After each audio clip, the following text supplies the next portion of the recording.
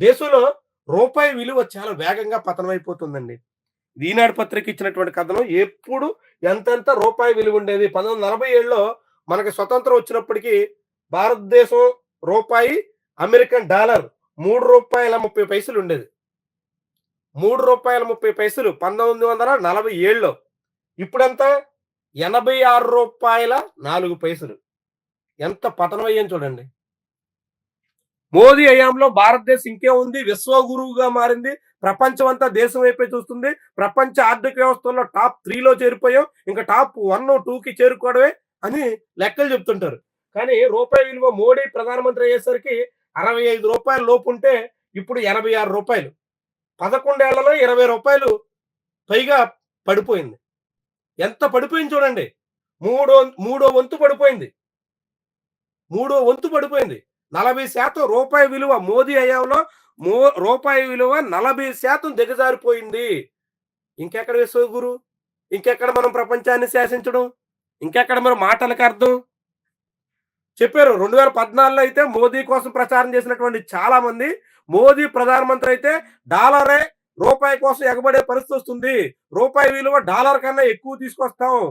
డాలర్‌తో సమానంగా మార్చేస్తాం అంటూ రకరకాల ప్రకటనలు చేశారు. జనాన్ని నమ్మించడానికి. కానీ ఇప్పుడేమైంది? 40% వరకు రూపాయి విలువ పతనమైంది. మోదీ హయాంలో. ఇంకెక్కడ మరి దేశం బాగుపడినట్టు? ఇప్పుడేమవుద్ది? ఎక్కడో రూపాయి విలువ డాలర్‌తో పడిపోయిందిలే. డాలర్, రూపాయి మధ్య మారకం చేసుకునేటువంటి వాళ్ళకి కదా సమస్య. మనకేంది అని అనుకోవచ్చు. కానీ ఒక్కసారి రూపాయి విలువ పడిపోయిన తర్వాత దిగుమతుల మీద ఆధారపడినటువంటి మన దేశం. ఇప్పటికి మనం అత్యధికం దిగుమతులే చేస్తున్నాం. ఎప్పుడు వాణిజ్య లోటే ఉంటుంది. అలాంటి దేశంలో దిగుమతులు ఎక్కువొస్తున్నప్పుడు ఆ దిగుమతుల ధరలన్నీ పెరుగుతాయి. అనివార్యంగా మన మార్కెట్‌లో మనం కొనుగోలు చేసేటువంటి ధరలన్నీ పెరుగుతాయి. చాలా మంది అనుకుంటారు, అమ్మో! ధరలు పెరిగిపోయినాయి, ధరలు పెరిగిపోయినాయి. ఇక్కడ జగన్మోహన్ రెడ్డి, అక్కడ చంద్రబాబు వచ్చిన తర్వాత కూడా ఇలాగే పెంచేస్తున్నారు అని మాట్లాడుకుంటారు. కానీ ఈ ధరల పెరుగుదలకు అసలు కారణం రూపాయి విలువ పతనంలో ఉంది. రూపాయి విలువ పతనం అయిపోయిన తర్వాత మనం దిగుమతి చేసుకున్నటువంటి పామ్ ఆయిల్, సన్‌ఫ్లవర్ ఆయిల్ ఇలాంటి ఆయిల్ అన్నీ కూడా ఎక్కువ మొత్తం మనం చెల్లించాల్సి ఉంటుంది.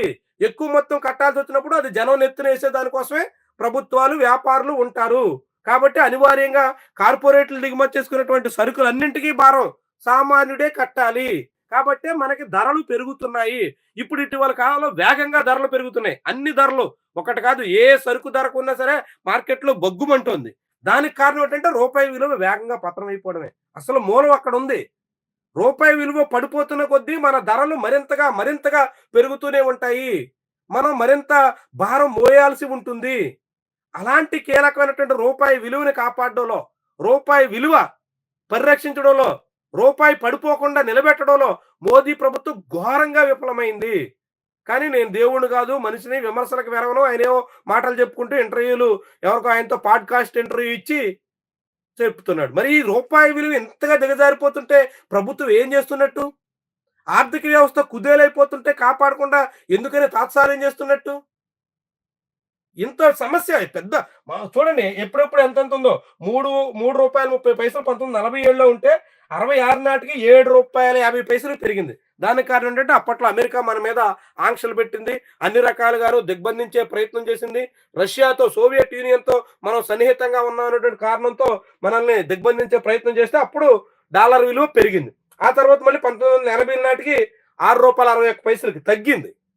కానీ మళ్ళీ 1990 అంటే నూతన ఆర్థిక విధానాల పేరుతో పివి నరసింహారావు, మన్మోహన్ సింగ్ ఆర్థిక విధానాలు ప్రవేశపెట్టినప్పటికీ రూ. 17 ఉంది.